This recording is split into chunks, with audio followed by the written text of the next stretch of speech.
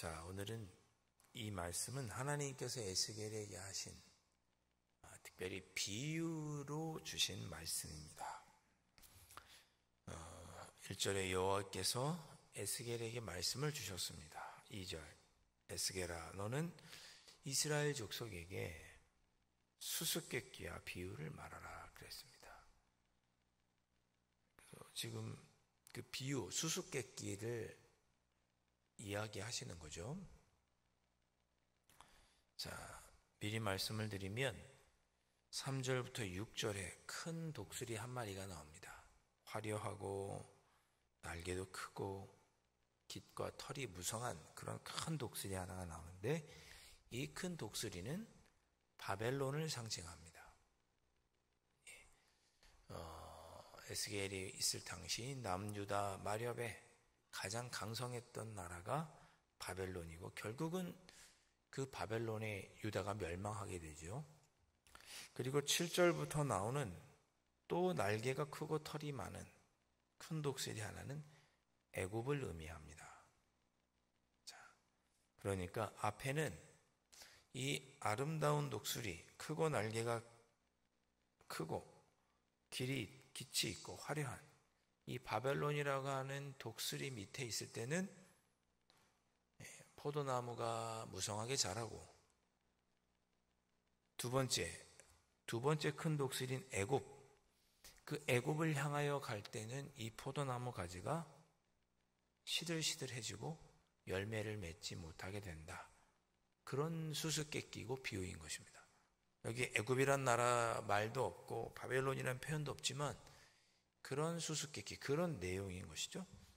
자, 이게 무슨 말인지 한번 보시죠. 3절에 여호와께서 이같이 말씀하여 이르시되 색깔이 화려하고 날개가 크고 깃이 길고 털이 숱한 큰 독수리가, 그러니까 바벨론이 레바논에 이르러 백향목 높은 가지를 꺾되, 그러니까 레바논 백향목 교만하고 고관들 왕궁을 다 꺾고, 4절에 연한 가지 끝에 그랬습니다. 이 연한 가지는 새순과 같은 거죠. 역사적으로 보면 여호야긴 왕을 의미합니다. 그러니까 이 바벨론이 와서 너희들 여호야긴 왕을 꺾고서 장사하는 땅 상인의 소급에 둘 것이다. 예루살렘 성에 둘 것인데, 그렇게 하면 5절에 또 그 땅에 종자를 꺾고 옥토에 심되 수양보들 가지처럼 큰 물에가 심더니 그것이 자라며 퍼져서 높지 아니한 포도나무, 이렇게 되어 있습니다. 그러니까 너희 예루살렘을, 왕을 폐위시키고 그 땅의 종자 곧 포도나무, 이 포도나무는 성경에 보면 줄곧 이스라엘 백성들, 유다 백성들을 상징합니다. 포도원 이런 것들은 다 이스라엘 백성을 상징하거든요. 그러니까 6절에 있는 표현대로 이스라엘 백성들이 평안히 지나도록 포도원에 포도나무가 열매를 맺고 굵은 가지가 나고 굵은 포도나무가 되어서 이렇게 열매를 맺을 수 있도록, 포도원이 잘 가꾸어질 수 있도록, 포도나무가 잘 자랄 수 있도록 하겠다. 바벨론의 통치를 받으면 너희들이 평안할 것이다. 그런 내용입니다. 그런데 6절 끝에 보니까 그 뿌리는 독수리 아래에 있었더라 그랬습니다. 그러니까 너희들이 바벨론 통치하에 있으면, 비록 바벨론에 의해서 멸망된다 할지라도 바벨론이라의 통치 아래에 있으면, 그러면 너희들이 평안할 것이고 잘 될 것이다. 그런 뜻입니다. 실제로 예레미야도 그렇게 예언하죠. 우리가 바벨론에게 멸망할 것이다. 그것이 하나님의 뜻이다. 그러나 바벨론에 멸망한 뒤 우리가 70년이 지나면 다시 회복될 것이다. 그것이 하나님의 뜻이다.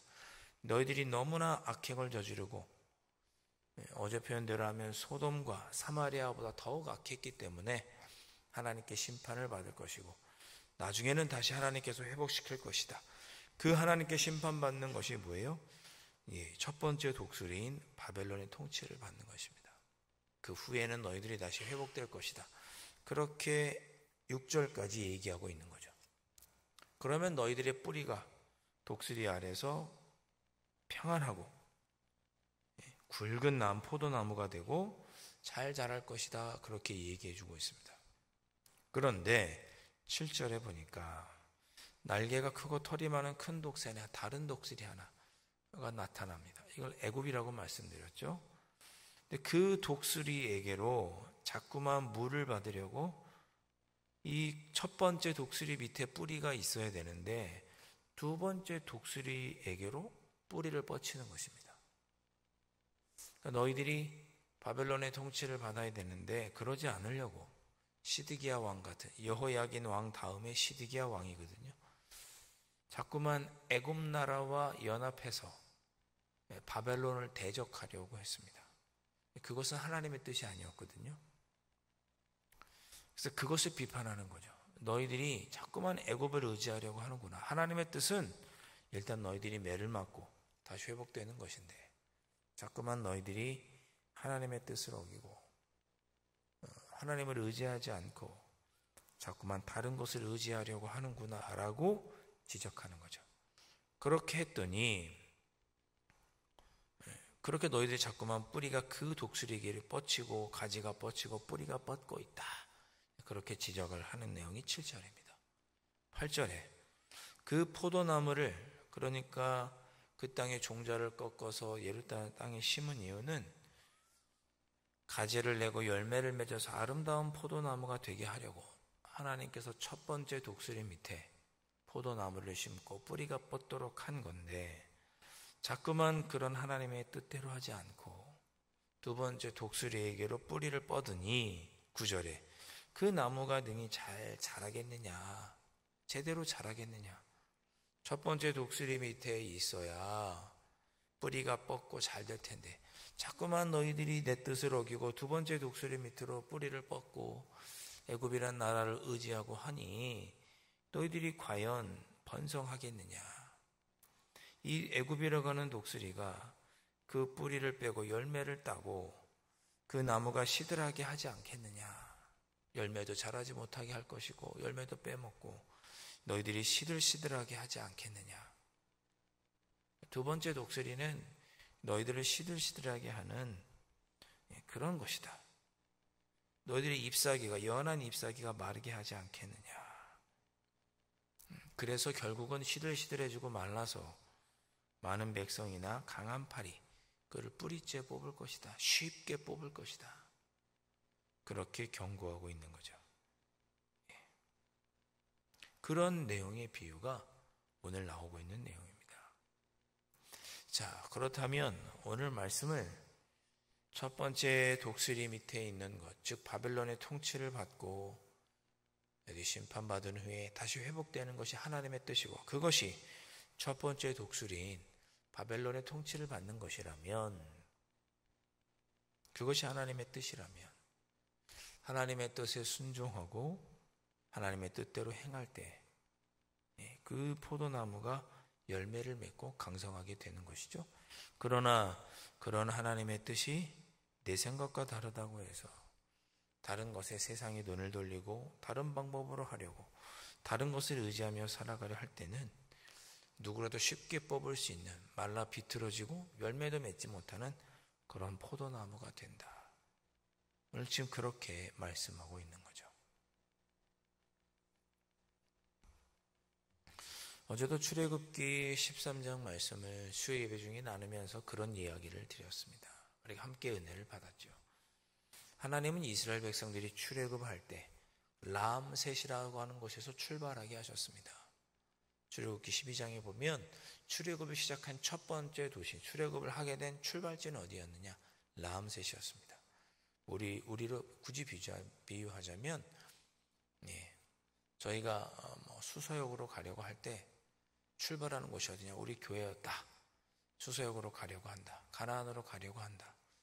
근데 이스라엘 백성들이 람셋에서 위쪽 블레셋 사람들의 땅의 길, 해변길로 가는 것이 한 가지 방법이 있었고 저 아래 숫꽃, 홍해 바닷길로 가는 두 번째 길이 있었습니다. 첫 번째 길이 순탄하고 튼튼하고 잘 되어 있어서 일주일 만에 갈 수 있는 좋은 길이었습니다. 그런데 그 길은 많은 사람들이 다니고 좋았던 길이고 블레셋 사람들의 땅이기 때문에 블레셋이 철통같이 지키고 있었던 곳이었고, 아래로 내려가는 길은 비록 홍해 바닷길로 들어가는 좋지 않은 길이었지만, 또 홍해 바다를 건너야 하는 길이었지만 하나님께서 인도하신 길이었습니다.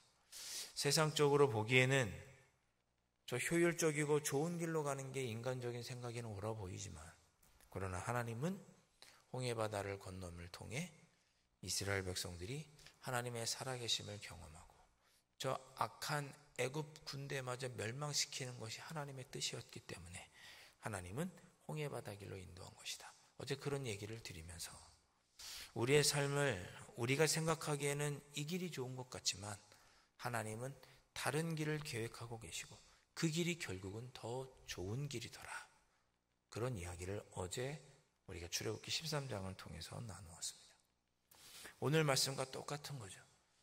이스라엘이 보기, 유다가 보기에는 바벨론이라고 하는 독수리보다는 애굽이라는 독수리를 의지해서 그들이 버티고 살아남는 것이 더 좋아 보였지만, 하나님의 계획에는 바벨론이라고 하는 독수리에게 지배를 받아 70년 뒤에 더 아름다운 모습으로 회복되는 것이 하나님 보시기엔 더 합당한 길이었습니다.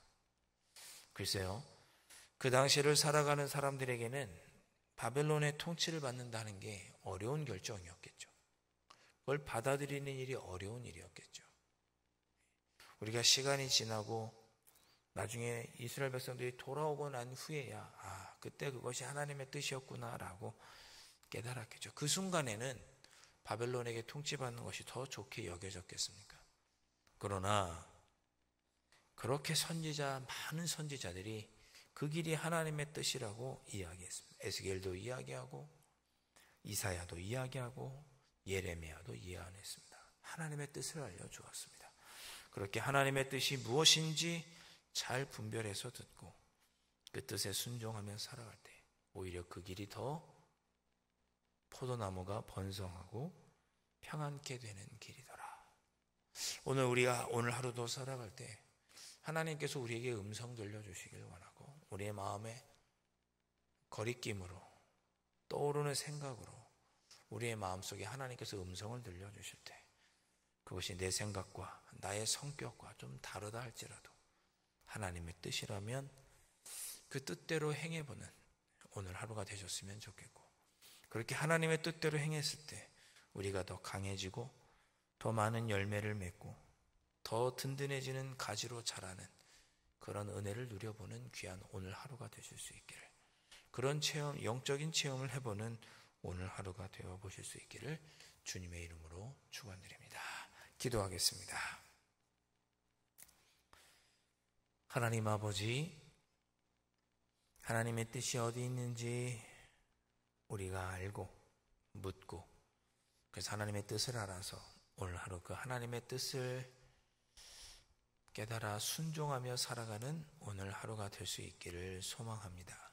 이 새벽에 저희들에게 하나님의 뜻을 말씀해 주시고 그 뜻이 비록 나의 생각과 계획과 조금 다르다 할지라도 하나님의 뜻이라고 분명히 확신한다면 그 뜻대로 행하여서 하나님께서 나에게 베풀어 주시는 놀라운 은혜를 체험해보는 귀하고 복된 하루가 될 수 있도록 저희들에게 은혜를 더하여 주시옵소서. 귀하신 예수 그리스도의 이름으로 간절히 기도하옵나이다. 아멘. 하늘에 계신 우리 아버지, 아버지의 이름을 거룩하게 하시며 아버지의 나라가 오게 하시며 아버지의 뜻이 하늘에서와 같이 땅에서도 이루어지게 하소서. 오늘 우리에게 일용할 양식을 주시고 우리가 우리에게 잘못한 사람을 용서하여 준 것 같이 우리 죄를 용서하여 주시고 우리를 시험에 빠지지 않게 하시고 악에서 구하소서. 나라와 권능과 영광이 영원히 아버지의 것입니다. 아멘.